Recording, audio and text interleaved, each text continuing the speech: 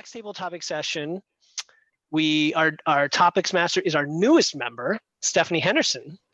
And I'm excited to hear the fun and challenging topics she has for us. So let's welcome Stephanie. Thank you. All right. So for today, I thought it would be fun to explore the two sides that table topics tends to take. And it works both our right and left brains, depending on the focus. So on the left brain side, you have the more practical, logical, real life stuff like Kate was just doing with her table topics.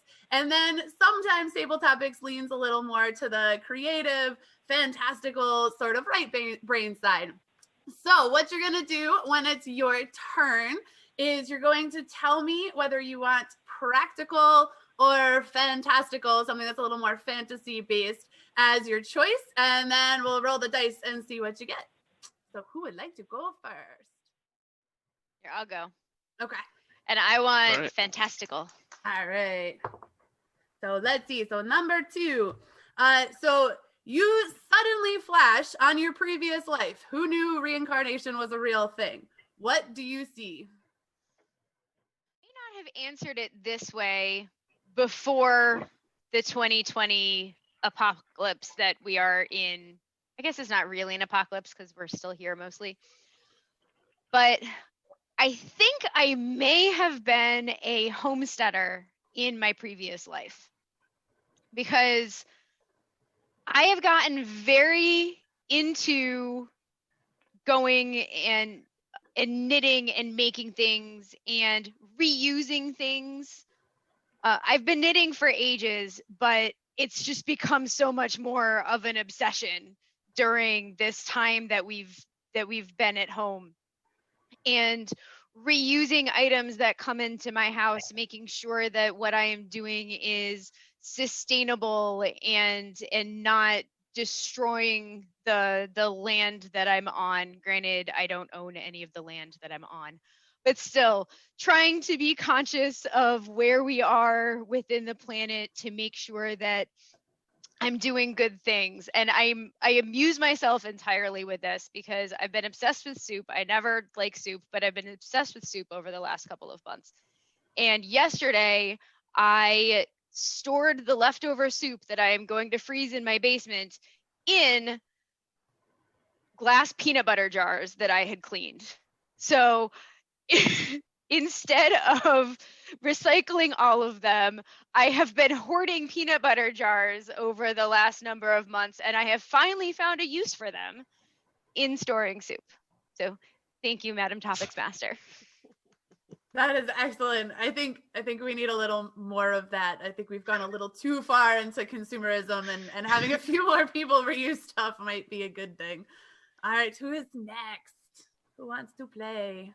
A practical one. Practical? All right. Number 1.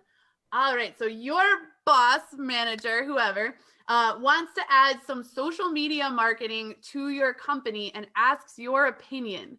Do you recommend Facebook, LinkedIn, Instagram, Twitter, or TikTok for advertising? And how do you convince them that this is the right strategy? It's a tough one. I just canceled my Facebook account, so that's not one for me. But I would dabble a little bit in all 3 because they each have their pros and cons. And if you don't include one, you might miss out on an important market.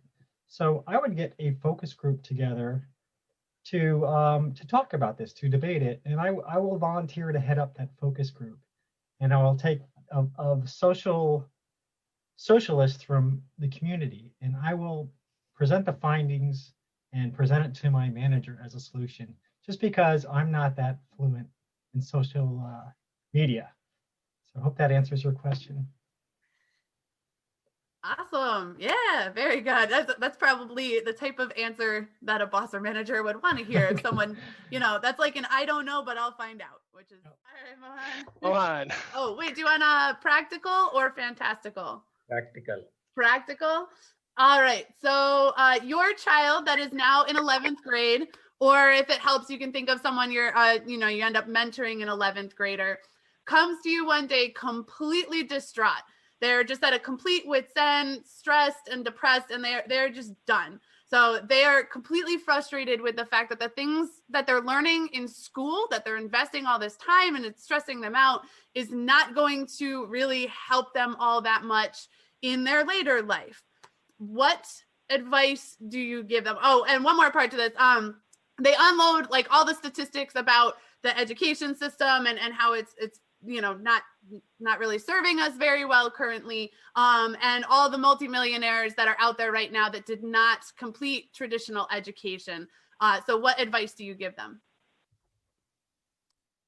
My son is in fact in Yukon. One day, last semester also, he came home and he said, "Daddy, how many mathematicians are in this world?" I said, "Maybe a few thousands." I attended one class and I could not understand anything. At the end, professor said, "If you don't understand math, how can you improve your life?" I'm wondering, everyone is a mathematician. Don't you see people growing without math? I asked him to come and sit in a study room. I told I did my math and I'm a math student. I was a topper, but highest marks I got in my high school was 92. So I was a topper in the high school. In the college, I was a topper, but I got only 81 marks. Today, in my company, I hardly use any math. I use Excel. It does. To grow in your life, you don't have to be a mathematician. I told him, try to get pass marks. I call C grade, no issue. Anyway, he picked finance as against engineering. He hated engineering because he sees my hard work. He says, I don't want to work like you. He picked finance. I said, you picked the right thing. You just focus on your accounting and finance and you can use Excel. Don't worry about this. Just move on. Thank you. Awesome. Excellent. Yeah, it's interesting how the education landscape is changing with technology and what things like Excel. Why no, they always used to say you won't have a calculator in your pocket. So you need to know how to do this. And now we all have calculators in our pockets all our time, if it's not in our hand already.